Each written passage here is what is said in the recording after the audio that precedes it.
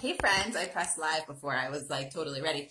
Um, so yesterday we talked, Michelle here, Michelle Beckner Family Wellness. Hopefully everybody is having a lovely, lovely Wednesday afternoon. My kindergartner is on spring break, so we're just kind of relaxing, trying not to do too much work and just enjoying ourselves. I just went for a walk with my youngest, and then my husband took the older two to the bike shop to get their bikes fixed and go to the park. So anyway, yesterday I was on here with my top 3 tips for your first like week or so of going dairy free. And today, let's take it a step further. My baby was, I call her my baby. She's like a toddler now. She was just walking and ran right into the table. I guess she's okay. Third child, right?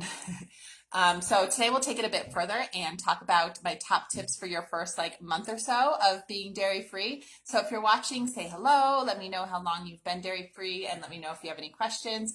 Otherwise, I'll just jump right in. I think I have 6 tips for this one. So the first 4 weeks is kind of like a critical time, maybe you could say. I've noticed that, so when you eliminate a food from your diet, when you change your diet, right? It kind of throws you for a loop. Like it's a new lifestyle, reading all the labels, changing what you're eating, changing your sort of like everyday go-to foods. And you're in before you change your diet, you're in what I like to call like a food groove. So as far as meal planning, you have some go-to recipes, right? Go-to dinners, things. Even if you eat a lot of variety, things feel kind of easy. You don't need to put too much thought into it, most likely. And then you go and eliminate dairy, and now it's like you get thrown all out of whack. You get thrown out of your food groove, right? You have to find some new recipes, start reading more labels, maybe buying some different products, questioning everything. You probably have a lot of questions, right? So you get thrown off of your food groove when you first go dairy free. So those first 4 weeks is kind of, I usually find that it takes about 2 to 4 weeks for people to like start feeling kind of comfortable in their diet again and start getting their groove back, as I like to say. So you can expect that, like if you are still within that like, or around that first 4 week range, and you feel like totally, oh, thank you, sweetie. And you feel totally out of whack and still thrown off of your food groove, know that you'll get there. Usually, like I said, I find maybe the first like 2 or so weeks being the most difficult for people. And then after that, once you get closer to a month of being dairy free, you start to feel a little bit more confident. And if you don't feel more confident and you've been dairy free for 4 weeks or more, then reach out and we can chat about it and I can give you some support. So other than that, expecting to kind of be thrown off your food groove, but expect to get it back in about 4 weeks. Another thing is in the first 4 weeks, because you're out of your food groove, right?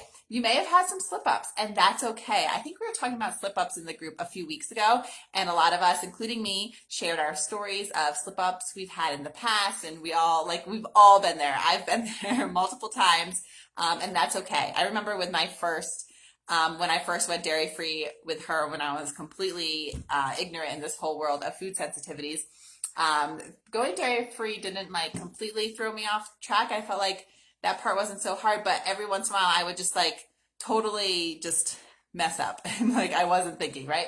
So I think it was like maybe 2 or 3 days after I first went dairy free, I went out to lunch. I had just gone back to work after having my first, when I used to have a corporate engineering job. And so I went out to lunch and I was very careful. Like I made sure I didn't get cheese on my sandwich, and like I was very careful about on the ingredients, but I ordered it on a croissant. And then I was like halfway through eating my croissant, I was like, oh my God, croissants are like loaded with butter. This is a dairy bomb here, right? And then lo and behold, she definitely reacted to that croissant. So first of all, knowing that you will probably have some slip ups, or at least a slip up in the first 4 weeks and probably beyond. Sorry, I just got distracted because I saw somebody I thought come down my driveway. Probably in the first 4 weeks, and you probably will have them like as you continue, because they just happen, right, for many different reasons. But know that it'll happen, and also know like it might actually be helpful because it can confirm that yes, in fact, dairy was the issue, right? Like with me, with my daughter, I cut out dairy. A few days later, her bloody poops cleared up. Things were great. That was her only symptom, was her poops. They cleared up like really very quickly. And then I had that croissant by accident. And then I think that night or the next day, her bad poops were back. So I was like, all right, well, I know. Yep, there's someone coming down my driveway. Ooh, it's our Misfits box. Yeah, I forgot. We get our veggie box on Wednesdays. Um, I knew because at the time my doctor told me to eliminate all top 8 allergens, which is crazy. My doctor was like, yep, she's got blood in her poop. It's probably some sort of food allergy. Eliminate all top 8 allergens. And here's a can of sensitive formula because most moms can't do that. Like, what the heck, right? So that was like the beginning of my story, why I decided to do what I'm doing right now, because like, that's not, how is that helpful at all? Like, that's horrible. Like, luckily I was able to figure it out on my own, and I wanted to figure it out on my own, so I did. But anyway, so I had that dairy after eliminating those foods, and I was like, okay, well, now I know for sure it's dairy. So pretty quickly, right away, I started reintroducing other foods, and she was fine. So slip ups, they happen to everybody. And sometimes they can be kind of helpful because they can confirm that, yes, indeed, baby is having a reaction to this food. It can make it a lot easier when you know for sure that baby is reacting to that food versus when you're not super sure. We've been talking a lot about having confidence in your diet this week. And sometimes if you're like not sure that what you're doing is helping, or you're not sure what foods baby is sensitive to, you don't have that confidence, it's kind of discouraging. So slip-ups can sometimes be a blessing in disguise. Yeah, you have to deal with an uncomfortable baby and you feel really bad about it, and we've talked about that. But at least it can confirm that baby is indeed sensitive to that food, right? Okay, on to the next tip. First, let me drink some water. All right, so yesterday when we were talking about what to expect in your first week or so of being dairy free, I said I like to see at least some improvement in baby symptoms within the first week or so of being dairy free or eliminating whatever food we're talking about here, right? You should be able to start seeing improvements within a couple days or at least within a week or so. And that so that you know that yes, this is working, right? I eliminated a food, symptoms are at least starting to clear up. It can take longer for some symptoms to clear up, like poop issues or skin issues. Yes, it can take some time for your skin to heal or for their GI tract to heal or things like that, but seeing some improvement in the first week or so. And then hopefully in the first month or so, symptoms are hopefully completely gone, or at least you're seeing like really big step changes in improvement of their symptoms. And then that, again, gives you that boost of confidence to keep going, doing what you're doing. If you're not seeing those big improvements in baby symptoms, it might be time to at least start thinking about troubleshooting and thinking further about like other possible root causes or things we can be doing in addition to eliminating certain foods. It may be eliminating another food. It may be something different. Okay. And we're not going to go into that today. But if you have questions about that, I've got plenty of resources, and maybe we can even go into that a little bit tomorrow, because tomorrow I'm going to talk about what you can expect in the first 2 months. Oh, you know what? I do have this in my tips. I'm taking this directly from my brand new Clarity and Confidence course, which I think I'm going to rename, which it doesn't matter, right? I think I'm going to name it to the Food Sensitivity Mama's Survival Guide, because that's what it is. So this is directly from the course. So if you find this helpful, then, ooh, baby just hit her head on the table again. She's fine. Okay. So yeah, if you find this helpful, then there's this and much more in the course. But so if things aren't drastically better in those first 4 months or 4 weeks, that first 1 month, start paying attention to what other allergens you eat a lot of, and start to notice if there's any patterns. Okay. Food journaling, I'm not a big fan of. I feel like it's a lot, and you already have a lot on your mind, and you're probably eating a lot, just grabbing whatever you can as a new mom, as a breastfeeding mom, right? So I find food journaling for me and several of my clients to be just kind of too much.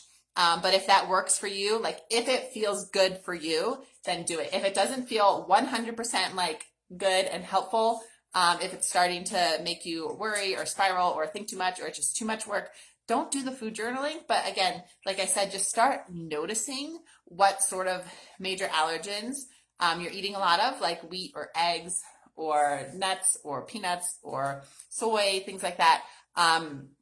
and just start to see if you notice any patterns, okay?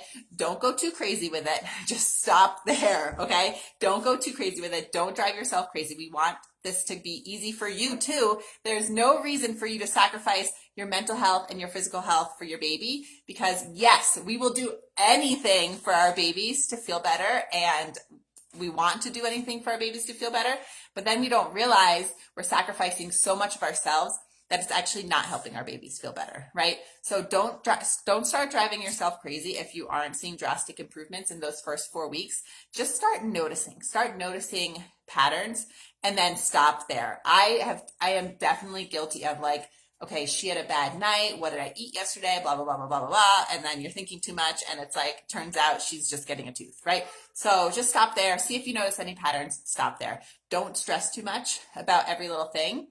And in my Food Sensitivity Mama's survival guide course, Clarity and Confidence course, we go over this kind of healthy mindset in a lot of detail on how you can stop there and not go into the spiral of worry and doubt and questioning and sacrificing yourself and feeling horrible every day. So starting to notice these patterns will set you up for more ease, like if you do need to do more troubleshooting, or if you do need to eliminate another food. Okay. All right. Next tip. Kind of jumping all over the place here in my notes. Okay, let's talk about storing milk. I know I mentioned I went back to work in my old job, basically a few days, like right after finding out my oldest had a dairy allergy. So that was kind of tough, right? Because I had worked to pump milk so that I can go back to work and not worry. And all of a sudden I couldn't use any of the milk that I had pumped. And I know I'm not the only one who's ever gone through this. So, one thing, just remember, you don't need stores and stores and stores of milk. You just need enough for one day at a time, right? So ease some worry about that for you guys. And then obviously, definitely it feels better if you have a little bit extra for an emergency stash, but it's totally doable to get by with enough for just one day. So don't drive yourself crazy with that. But when can you start storing your milk again is a good question, right? So I usually say, of course, if baby has serious, like life-threatening reactions, we want to be more careful and talk to an allergist. But in general, I usually recommend once you start seeing baby symptoms improving, so maybe within the first couple days or the first couple weeks, probably within 2 weeks, your milk is safe to keep storing. So whenever you start seeing baby symptoms getting better is when you can start storing milk safely, okay? You don't have to wait for their symptoms to be completely cleared, because again, it takes time for their skin to heal or whatever it is to heal, right? But once you start seeing symptoms get a little bit better, it's probably safe to store your milk. If you want, you can label it as like dairy free, but like semi-questionable, or like transition, or whatever you want. If you want to be super careful, you can wait the full 4 weeks. It's kind of up to you. There is some research out there saying that the proteins in your milk are gone usually within about 8 to 12 hours. So if you want to just wait like a day to be safe, then that's fine too. It's kind of all up to you. So like I said, I think the safest bet, because everybody's different, everybody's metabolism is different, right? I think the safest bet is just once you start seeing baby symptoms improving a little bit, then your milk's probably safe because they're starting to get better, right? Okay, so again, let's talk a little bit more about baby symptoms getting better. Some moms do see things get a little bit worse before they get better. And I've looked into this a little bit, and there's not a ton of like scientific, like peer-reviewed sort of studies about why this happens, but there is a lot of anecdotal evidence from doctors and functional medicine practitioners and people that I really trust. And it is possible for things to get a little bit worse before they get better after eliminating a food. And one of the theories behind this is, if you've ever heard of die-off, like if you are taking a probiotic or make major changes to your diet, you have a certain microbiome, like a certain group of different bacteria strains living in your gut. And then if you're changing what you eat, you're cutting, like completely completely eliminating something you're eating or introducing a probiotic, some of those strains that were like really feeding off of and craving the dairy, for example, in your diet, they'll die off, right? And those can give you some achy flu-like symptoms, nausea, headaches, constipation, itchy skin, fatigue, sleep difficulties. Like it can be any of those sort of things. So sometimes, yes, things do get a little bit worse before they get better.